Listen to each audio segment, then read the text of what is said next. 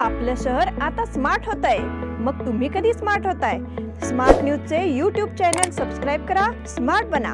नोटिफिकेशनसाठी bell आयकॉनवर click करा. नमस्कार, मी अंकिता. स्मार्ट न्यूज बुलेटिन मध्ये आपलं स्वागत करते. सुरुवातीला एक नजर आजच्या ठळक घडामोडींवर. प्रकटला निर्धार, अस्मितेचा हुंकार. शाळांच्या आवारे बालचमूने फुलली. उत्तर प्रदेशात प्रियंका गांधींकडून आश्वासनांचा पाऊस. गोळीबारात लष्कराच्या ताब्यातील दहशतवादी ठार. सणासुदीच्या दिवसात महागाईचा कहर. सातारा, रत्नागिरीसह संगमेश्वरला भूकंपाचे धक्के. लॉजवरील धाड सत्रामुळे हॉटेल व्यावसायिक धास्तावले. शाळा प्रारंभासाठी हिंडलगा येथे स्वागत सोहळा साजरा. शहराच्या शांततेला सुरुंग लावण्याचा प्रकार. पोलीस कॉन्स्टेबल परीक्षेवेळी कॉपी करणाऱ्या दोघांना अटक. रंगोली के सप्तरंगों में खुशियों के दीप चमकाए, आराधना के साथ अपनी दिवाली मनाए। कपड़ों की दुनिया में एक भरोसेमंद और गुणवत्तापूर्ण नाम आराधना। गृहलक्ष्मी की सुंदरता की पहचान है साड़ी। घर की औरत का रुबाब और संस्कृति की देन है साड़ी। इस दिवाली के सुनहरे मौके पे आराधना लेके आए हैं महिलाओं के लिए मनपसंद साड़ीज और रेडीमेड सहित बच्चों के लिए आकर्षक और मनपसंद ड्रेसेस। पुरुषों के लिए जेंट्स वेयर में shirt, T shirts, jeans, formal और भी कई प्रकार के ड्रेसेस। जल्द ही अपनी मनपसंद ड्रेस खरीदे सिर्फ आराधना में। बेलगाम के वस्त्र जगत में बहुत ही बढ़िया है आराधना। नए कपड़े पहन के दीजिए दिवाली की शुभकामना। आराधना, मारुती गली, बेलगाम। आयुष्यात अडचणीचे प्रसंग सांगून येत नाहीत, म्हणूनच अशा प्रसंगात पाठीशी उभं राहणारे नाव म्हणजेच अण्वेकर गोल्ड. गेल्या 15 वर्षापासून सोने आणि चांदीच्या दागिन्यावर सर्वात जास्त सुलभ तारण कर्ज रक्कम देणारे आणि सर्वात कमी व्याजदर आकारणारे. कोणत्याही बँकेत सोन्या चांदीचे गहाण ठेवलेले दागिने सोडवून घेऊन आजच्या मार्केट दराप्रमाणे योग्य किमतीस खरेदी करणारे. दागिना असो वा विश्वास, आम्ही मोल जाणतो. अण्वेकर गोल्ड. अण्वेकर गोल्ड, 8843 8863.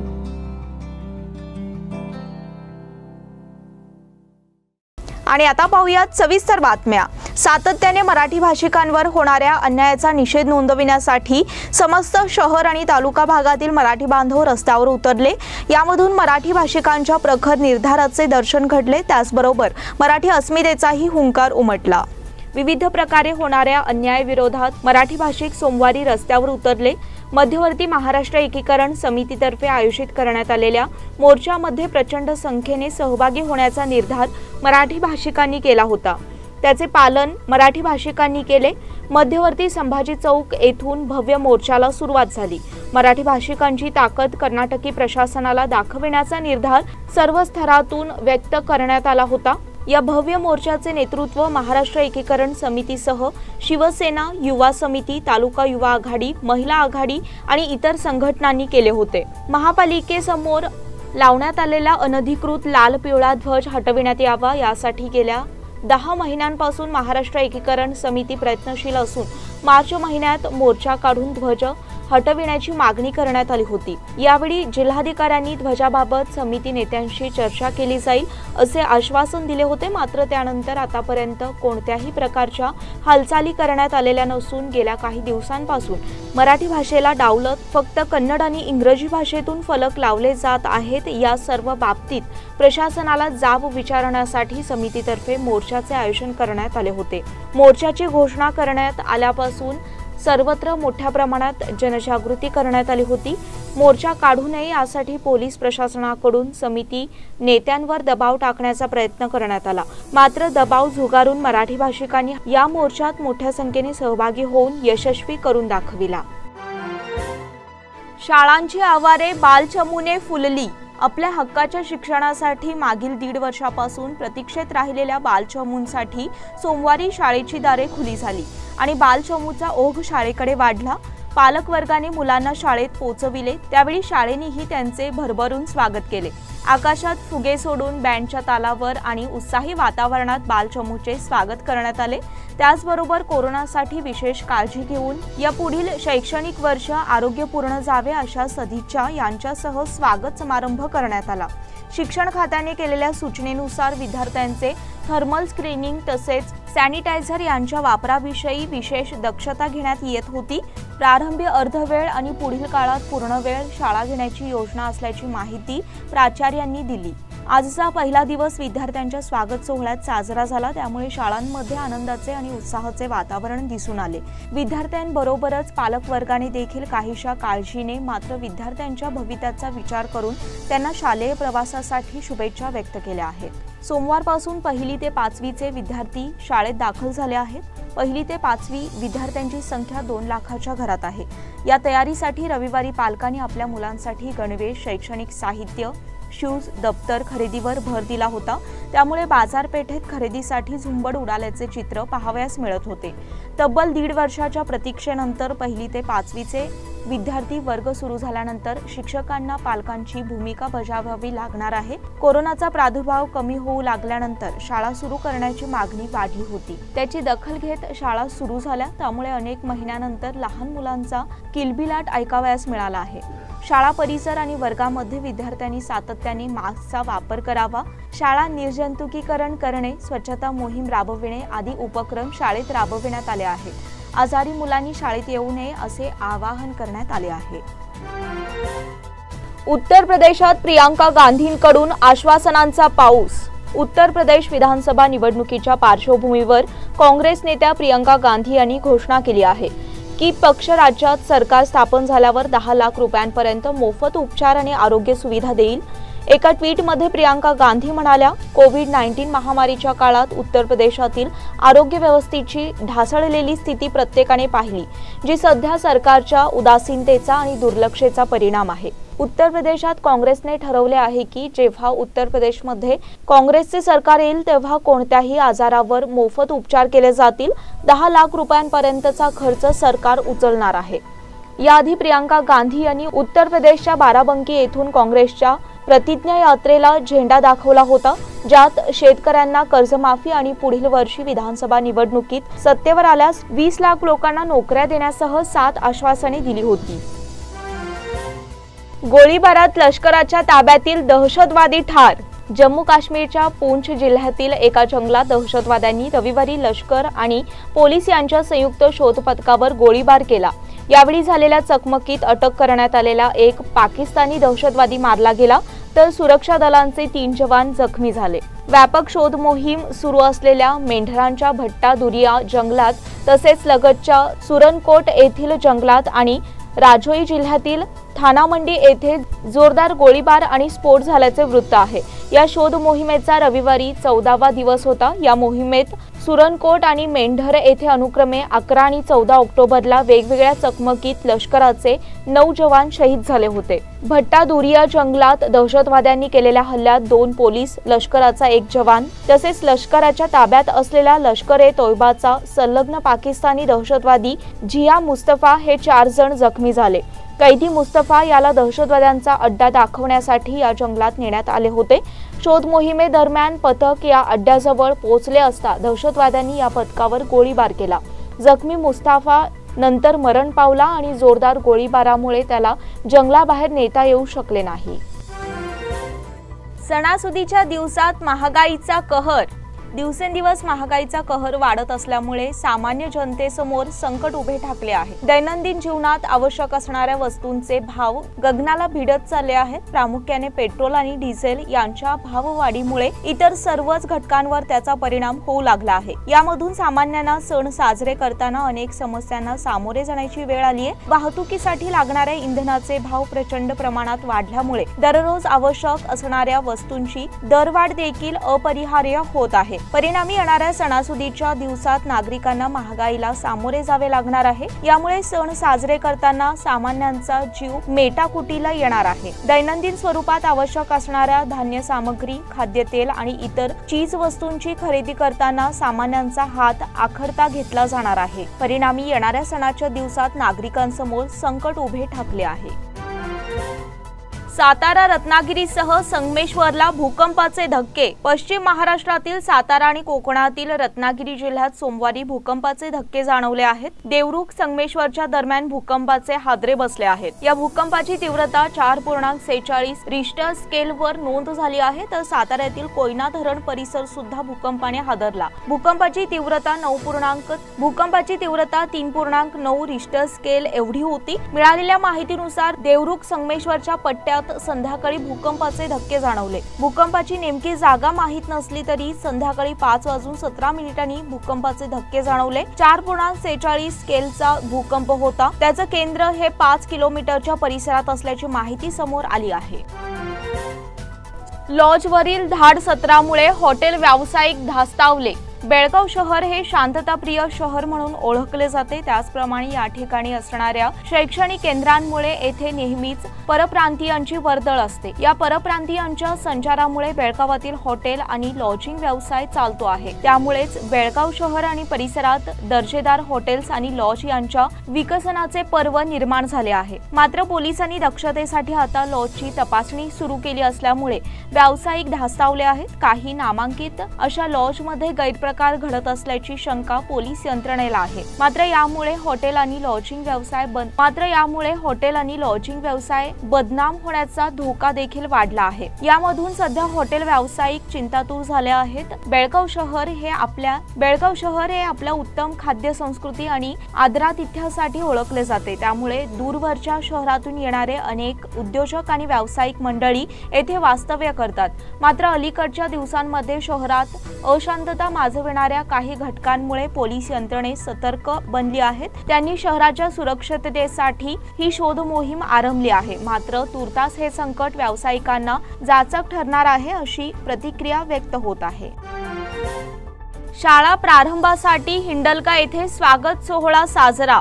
सरकारी मराठी मॉडेल शाळा हिंडलगा आणि सरकारी कन्नड प्राथमिक शाळा या दोन्ही ठिकाणी भारतीय जनता पार्टी बेळगाव ग्रामीण मंडळाच्या वतीने तब्बल 20 महिन्यानंतर सुरू होत असलेल्या शाळेतील 1ली ते 5वी विद्यार्थ्यांचा स्वागत कार्यक्रम आयोजित करण्यात आला होता। यावेळी उपस्थित भारतीय जनता पार्टी बेळगाव ग्रामीण मंडळचे अध्यक्ष श्री धनंजय जाधव म्हणाले की कोरोनाच्या महामारीमुळे संपूर्ण जग गेली 2 वर्ष या संकटाचा सामना करत आहे। त्यामुळे या संकटवरती मात करून आता 1ली ते 5वी पर्यंतचे वर्ग चालू करण्याचा निर्णय घेतला आहे। त्या निर्णयाचे ग्रामीण मंडळाच्या वतीने स्वागत करत आहोत। भारतीय जनता पार्टी बेळगाव ग्रामीण मंडळ अध्यक्ष धनंजय जाधव यांच्या नेतृत्वाखाली दोन्ही शाळेकडे कार्यकर्त्यांनी एकत्रित येऊन शाळेची स्वच्छता, रांगोळ्या, फुलांची आरास, फुग्यांची स्वागत कमान, चॉकलेटचे वितरण, मास्कचे वितरण आणि विद्यार्थ्यांच्या वर फुलांचा वर्षाव करून भव्य स्वागत करण्यात आले। मराठी शाळेच्या मुख्याध्यापिका श्रीमती BN बाळेकुंद्री यांनी भारतीय जनता पार्टी बेळगाव ग्रामीण मंडळाच्या कार्यकर्त्यांचे आभार मानले। शहराच्या शांततेला सुरुंग लावण्याचा प्रयत्न। रविवारी रात्री काकतीवेस परिसरात अज्ञातांनी बाटल्या फेकल्यामुळे काही काळ तणाव निर्माण झाला होता। या पार्श्वभूमीवर लागलीच परिसरात पोलीस बंदोबस्त वाढवण्यात आला होता। शहर आणि परिसरात मागील काही दिवसांपासून अशांतता माजविण्याचे प्रकार घडत आहेत। त्यामुळे शहरातील नागरिकांमधून नाराजी व्यक्त होत आहे। रविवारी रात्री 10:30च्या सुमारास काकतीवेस परिसरात दगड आणि बाटल्या अज्ञातांनी फेकल्या। या घटनेची माहिती समजताच खडेबाजार पोलीस निंबाळकर, निरीक्षक दिलीप, उपनिरीक्षक RB सौदागर आणि सहकारी घटनास्थळी दाखल झाले। पोलीस कॉन्स्टेबल परीक्षेवेळी कॉपी करणाऱ्या दोघांना अटक। पोलीस कॉन्स्टेबल परीक्षेवेळी बेळगाव शहरातील 2 परीक्षा केंद्रांवर मायक्रो इलेक्ट्रॉनिक्स डिव्हाइसचा वापर करून कॉपी करणाऱ्या 2 परीक्षार्थींना अटक करण्यात आली आहे। या प्रकरणी खडेबाजार आणि कॅम्प पोलीस ठाण्यात गुन्हा दाखल करण्यात आला आहे। सरदार महाविद्यालयात लक्ष्मण कल्लापा आसिरोटी वय 26 राहणार मजकुपी तालुका मुडलगी या परीक्षार्थीच्या विरोधात रायबागचे पोलीस निरीक्षक HD मुल्ला यांनी खडेबाजार पोलीस ठाण्यात फिर्याद दिली। तर वनिता विद्यालय येथे अशाच प्रकारे मायक्रो इलेक्ट्रॉनिक डिव्हाइसचा वापर करून कॉपी करणाऱ्या एका महिला परीक्षार्थीला कॅम्प पोलिसांनी अटक केली आहे। वनिता विद्यालयात परीक्षा देत असलेल्या एका तरुणीनेही कानात डिव्हाइस घालून बॅटरी अन्यत्र लपवली होती। ती देखील सापडली असून तिच्यावर कॅम्प पोलिसात गुन्हा दाखल झाला आहे। रविवारी 5700 उमेदवारांची पोलीस कॉन्स्टेबल पदासाठी ही लेखी परीक्षा झाली। परीक्षा केंद्रात उमेदवारांची तपासणी करण्यात आल्यानंतर त्यांना आत प्रवेश देण्यात आला। तर वनिता विद्यालय येथे अशाच प्रकारे मायक्रो इलेक्ट्रॉनिक्स डिव्हाइसचा वापर करून कॉपी करणाऱ्या सरस्वती अर्जुन पुजेरी वय 23 या महिला परीक्षार्थीला कॅम्प पोलिसांनी अटक केली। वनिता विद्यालयात परीक्षा देत असलेल्या एका तरुणानेही कानात सदर तरुणी तिगडी तालुका मोडलगे येथील असल्याचे पोलिसांनी सांगितले। या बुलेटिन मधील पुढील बातम्या छोट्याशा विश्रांतीनंतर। Poddar Brothers Jewelers, a perfect blend of traditional and modern jewelry in North Karnataka, Goa and southern Maharashtra, serving since 5 generations.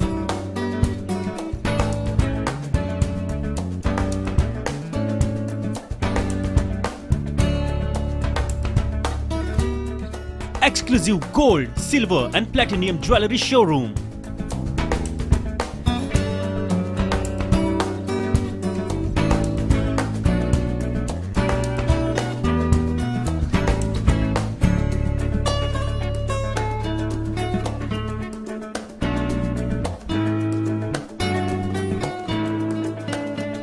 Poddar Brothers, Poddar Sons and Grandsons. Khade Bazar, Belgaum. Call is on 0831 240 or 51 or 52 or 53. Visit us at www.poddarjewelers.com. बेलगाम वासियों के पसंद में उतरा उड़ान बार end restaurant. Social distancing का ख्याल रखते हुए हमारा स्टाफ देता है बेहतरीन सर्विस का विश्वास। यहां है पार्टी और फंक्शन के लिए 3 आलीशान हॉल, कारपोरेट डिनर मीटिंग के लिए 3 अलग कक्ष, आईपीएल मैच देखने के लिए 3 बड़े स्क्रीन की विशेष सुविधा। इसके साथ ही साफ सुथरा किचन जहां हमारा वेल क्वालिफाइड स्टाफ देता है क्वालिटी और हाइजीनिक फूड की गारंटी। तो फिर खाने की हो बात तो आना परिवार के साथ। उड़ान बार एंड रेस्टोरेंट, लिंगराज कॉलेज के पास, बेलगावी।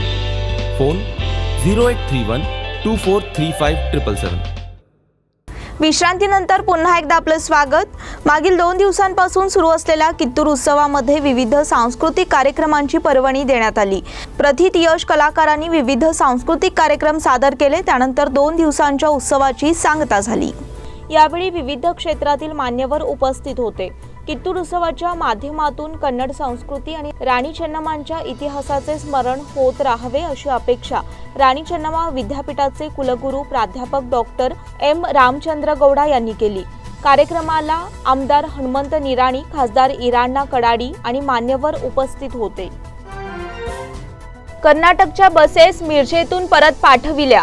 नियम शिथिल केल्याशिवाय न येण्याच्या सूचना। मिरज पुलाव लॉकडाऊन पासून बंद असलेली आंतरराज्य वाहतूक रविवारी अचानकपणे सुरू झाली। कर्नाटक महामंडळाच्या बसेस मिरज स्थानकात आल्याने एकच गोंधळ उडाला। राज्य परिवहन महामंडळाच्या अधिकाऱ्यांनी परवानगीशिवाय पुन्हा महाराष्ट्रात प्रवेश करू नये असे सांगून बसेस परत पाठविल्या। कर्नाटक सरकारने आरटीपीसीआर रिपोर्ट असल्याशिवाय महाराष्ट्रातील प्रवाशांना कर्नाटकात प्रवेश करण्यास मज्जाव केला होता। त्यामुळे महाराष्ट्र आणि कर्नाटक राज्य परिवहन महामंडळाच्या बसेसकडून म्हैसाळ कागवाड दरम्यान असलेल्या सीमेपर्यंत वाहतूक सुरू होती। कोरोना रुग्णांची संख्या कमी होऊन देखील कर्नाटक सरकारने अद्याप महाराष्ट्राबाबतीत लागू केलेले नियम शिथिल केलेले नाहीत। मात्र कर्नाटकातून प्रवाशांना महाराष्ट्र सीमेपर्यंत आणून सोडण्याचा प्रकार कर्नाटक महामंडळाकडून सुरू होता। रविवारी अथणी डेपोच्या काही बसेस परवानगी न घेता थेट मिरज बस स्थानकात आल्या। बेळगावात विमान म्युझियम स्थापन करण्यासाठी खासदार अण्णासाहेब जोल्ले यांचे निवेदन। बेळगाव जिल्ह्यात विमान म्युझियम स्थापन करण्यासाठी बंद अवस्थेतील IAL 38 विमान उपलब्ध करून देण्याची मागणी खासदार आणि संरक्षण खात्याच्या सल्लागार समितीचे सदस्य अण्णासाहेब जोल्ले यांनी संरक्षण मंत्री राजनाथ सिंग यांच्याकडे केली। बेंगळूर येथे त्यांनी याबाबतचे निवेदन सादर केले। बेळगाव हा कर्नाटकातील मोठा जिल्हा आहे। या ठिकाणी भारतीय लष्कराचे मराठा लाईट इन्फंट्री रेजिमेंटचे आणि 405 एअरफोर्स स्टेशन आहे। बेळगाव जिल्ह्यातील बहुतेक भागातील युवक संरक्षण खात्यामध्ये सेवेत आहेत. IAL 38 प्रकारची काही विमाने खराब झाली आहेत, त्यांची सेवा बंद आहे. सध्या गोवा येथील दाभोलीत IAN हंसवर अशा प्रकारे विमान उतरवण्यात आल्याची माहिती मिळाली आहे. बेळगाव म्युझियम स्थापन करण्यासाठी हे विमान कर्नाटकाला देण्यात यावे असे जोल्ले यांनी निवेदनात म्हटले आहे. जिल्हा तसेच कर्नाटकाच्या विकासासाठी ही सकारात्मक बाब. म्युझियममुळे पर्यटनाचा विकास, येथे प्रवाशांना आकर्षक करण्यासाठी विमान वस्तू संग्रहालय स्थापन करण्याची गरज आहे. या म्युझियममुळे जिल्ह्याचा विकासही वेगाने होईल असेही निवेदनात म्हटले आहे. कणकुंबी चेकपोस्ट वरील दोघा पोलिसांचे निलंबन. कणकुंबी तालुका खानापूर येथील चेकपोस्टवर गोव्यातून कर्नाटकात येणाऱ्या प्रवाशांकडून पैसे घेणाऱ्या दोघा हवालदारांचे जिल्हा पोलीस प्रमुख लक्ष्मण निंबर्गी यांनी निलंबन केले आहे. त्यांनी या कारवाईला दुजोरा दिला आहे. गोव्यातून कर्नाटकात येणाऱ्या प्रवाशांच्या कोरोना रिपोर्टच्या तपासणीकरिता जिल्हा पोलीस प्रशासनाने कणकुंबी येथे चेकपोस्ट उभारले आहे. त्या ठिकाणी कार्यरत असणाऱ्या खानापूर पोलीस स्थानकाच्या 2 हवालदारांनी गोव्यातून येणाऱ्या दोघा इंग्रजी दैनिकाच्या पत्रकारांकडे पैशाची मागणी केली. त्यावेळी त्या पत्रकारांनी लागलीच जिल्हा पोलीस प्रमुखांची भेट घेऊन त्या दोघा हवालदारांवर कारवाई करण्याची विनंती केली. त्यानंतर जिल्हा पोलीस प्रमुखांनी याची चौकशी करून त्या दोघा हवालदारांवर निलंबनाची कारवाई केली आहे. आता या कारवाईमुळे भ्रष्ट पोलिसांचे धाबे दणाणले आहेत. दक्षिण काशी श्री कपिलेश्वर मंदिरात फळांची आरास. सोमवारी दक्षिण काशी श्री कपिलेश्वर मंदिरात आकर्षक अशी फळांची आरास करण्यात आली होती. पेरू आणि सफरचंद या फळांचा यावेळी वापर करण्यात आला. फळे वापरून विशेष अलंकार करण्यात आला. ही आरास साकारण्यासाठी सचिन आनंदाचे, गणेश देवर, ओमकार पोटे आणि ट्रस्टी यांनी विशेष परिश्रम घेतले. हेल्प फॉर नीडीची निराधार वृद्धेला मदत. बेळगाव रेल्वे स्थानकाबाहेर रस्त्याकडेला गेल्या 4 दिवसांपासून असहाय्य अवस्थेत पडून असलेल्या एका वृद्धेला येथील ऑटो रिक्षा चालकांनी हेल्प फॉर नीडीच्या मदतीने सिव्हिल हॉस्पिटलमध्ये उपचारासाठी दाखल केल्याची घटना आज सकाळी घडली. बेळगाव रेल्वे स्थानक बाहेर रस्त्याशेजारी गेल्या 4 दिवसांपासून एक वृद्ध महिला अंगावरील जीर्ण कपड्यांनिशी असहाय्य अवस्थेत पडून होती. याबाबत नागरिकांनी रिक्षा चालकांनी सदर महिलेबाबतची माहिती हेल्प फॉर नीडीचे प्रमुख सुरेश अनकोळकर यांना दिली. सदर माहिती मिळताच अनकोळकर यांनी आपल्या रुग्णवाहिकेसह रेल्वे स्थानकाकडे जाऊन त्या वृद्धेची विचारपूस केली. तसेच वृद्धेबाबत माहिती दिल्याबद्दल त्यांनी रेल्वे स्थानक, ऑटो रिक्षा चालक आणि मालकांचे आभार मानून यापुढेही सहकार्याची अपेक्षा व्यक्त केली. मजगाव येथील युवती बेपत्ता. मजगावातून युवती बेपत्ता झाल्याची फिर्याद उद्यमबाग पोलीस स्थानकात दाखल झाली आहे. अक्षता बाहुबली सुबण्णावर, वय 20, राहणार गंगाई गल्ली मजगाव असे तिचे नाव आहे. गुरुवारी दुपारी 4च्या सुमारास अक्षता कोणालाही न सांगता घरातून बाहेर गेली आहे. ती अद्याप परत आलेली नाही. कुटुंबियांनी तिचा सर्वत्र शोध घेतला, मात्र कोठेच थांगपत्ता लागू न शकल्याने अक्षता बेपत्ता झाल्याची फिर्याद देण्यात आली आहे. सदर तरुणीबद्दल कोणाला अधिक माहिती असल्यास त्यांनी उद्यमबाग पोलिसांशी संपर्क साधावा असे कळविण्यात आले आहे. सांब्रा विमानतळावर विमान चुकीच्या दिशेला उतरले. हैदराबाद येथून आलेले स्पाइसजेट कंपनीचे विमान रविवारी सांब्रा विमानतळावरील धावपट्टीच्या चुकीच्या दिशेला लँड करण्यात आल्याचा प्रकार घडला आहे. नागरी विमान वाहतूक विभागाच्या महासंचालकांनी चौकशीचे या घटनेला आदेश दिले आहेत. विमान धावपट्टीच्या चुकीच्या बाजूला लँड झाले तरी त्यामुळे कोणतीही दुर्घटना घडलेली नाही. मात्र विमानाच्या दोन्ही पायलटना त्यांच्या कामातून तात्पुरते मुक्त करण्यात आले आहे. चौकशी पूर्ण होईपर्यंत त्यांना आपले काम करता येणार नाही. स्पाइसजेट कंपनीची बेळगाव हैदराबाद विमान सेवा आहे. रविवारी हैदराबाद येथून बेळगावला आलेल्या विमानाच्या बाबतीत हा प्रकार घडला आहे. बेळगावच्या सांब्रा विमानतळावर ते विमान लँड करण्यात आले. यावेळी एअर ट्रॅफिक कंट्रोलकडून विमानावरील धावपट्टी 26 वर उतरविण्यास परवानगी दिली, पण विमान धावपट्टी 8 वर उतरवण्यात आले. धावपट्टीच्या ज्या भागात विमान उतरणे आवश्यक होते त्याच्या अगदी विरुद्ध दिशेला ते उतरवण्यात आले. बेळगाव कुली रोलर स्केटिंग चॅम्पियनशिप स्पर्धा उत्साहात. बेळगाव जिल्हा रोलर स्केटिंग असोसिएशन आणि विहान फाउंडेशन यांच्या वतीने हनुमाननगर डबल रोडवर open district roller skating championship 2021 skating स्पर्धा घेण्यात आल्या। या स्पर्धेत सुमारे 130 स्केटिंगपटूंनी भाग घेतला होता। केली संस्थेच्या उच्च शिक्षण आणि संशोधन विभागाचे रजिस्ट्रार डॉक्टर VA कोठीवाले, सामाजिक कार्यकर्त्या आणि माजी नगरसेविका श्रीमती सरला हेरेकर, सोमशेखर कणगली, स्केटिंग प्रशिक्षक सूर्यकांत हिंडलगेकर, सामाजिक कार्यकर्ते रमेश परदेशी, गणेश दड्डीकर यांच्या उपस्थितीत स्पर्धेचे उद्घाटन करण्यात आले। क्वाड स्केटिंग स्पर्धेत मुलांच्या विभागात 5 वर्षाखालील गटात स्पर्धा यशस्वी करण्यासाठी प्रशिक्षक सूर्यकांत हिंडलगेकर यांच्या मार्गदर्शनाखाली योगेश कुलकर्णी, मंजुनाथ मंडोळकर, विठ्ठल गगणे, शुभम साखे, प्रकाश पाटील, प्रशांत कांबळे यांनी विशेष परिश्रम घेतले। पराभवानंतर आता हार्दिक पांड्याचा धक्का।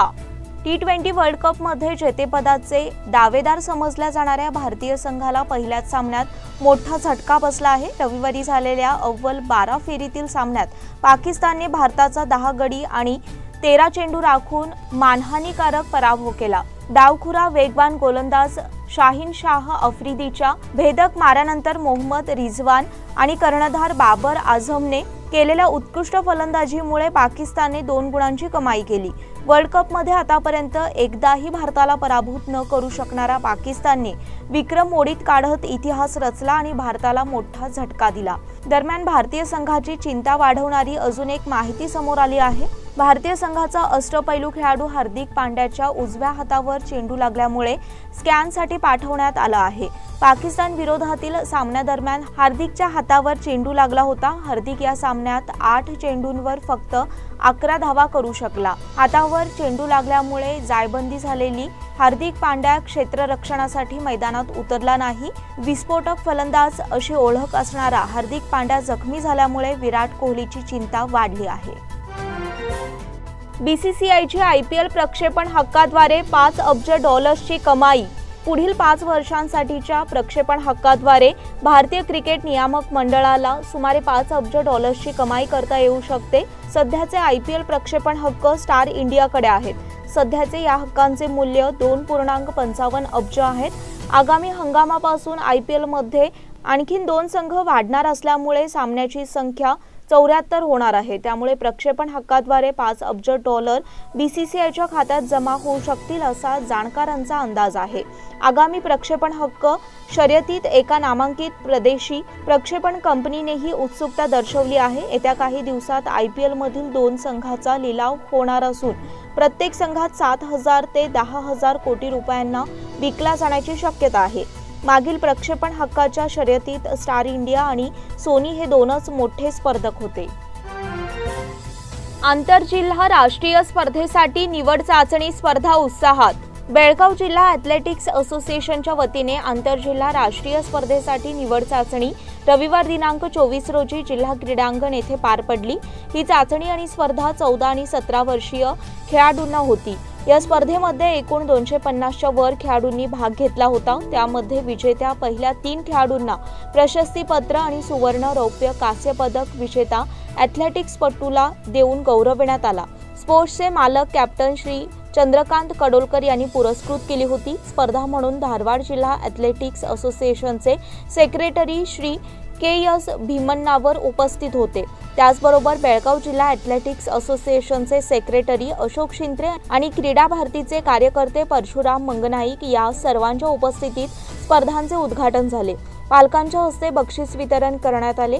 ही स्पर्धा पार पाडण्यासाठी श्री मधुकर देसाई, शिरीष सांबरेकर, सूरज पाटील, उमेश बेळगुंदकर, आकाश मंडोळकर, श्रीहरी लाड, अनिता पाटील, आनंद पाटील, पांडुरंग निलजकर, सुनील पाटील, शीतल कोल्हापुरे आदी उपस्थित होते। या स्पर्धेमध्ये 14 वर्षाखालील आणि 17 वर्षाखालील खेळाडूंनी केलेल्या वैयक्तिक कामगिरीची तपासणी करून त्यामधील एकूण 13 खेळाडूंची राष्ट्रीय स्पर्धेसाठी निवड करण्यात आली। त्यांना लवकरच वैयक्तिकरित्या कळविण्यात येईल अशी माहिती बेळगाव जिल्हा ॲथलेटिक्स असोसिएशनचे सेक्रेटरी अशोक शिंत्रे यांनी सांगितले। याचबरोबर स्मार्ट न्यूजचे आजचे बुलेटिन इथेच संपले। धन्यवाद।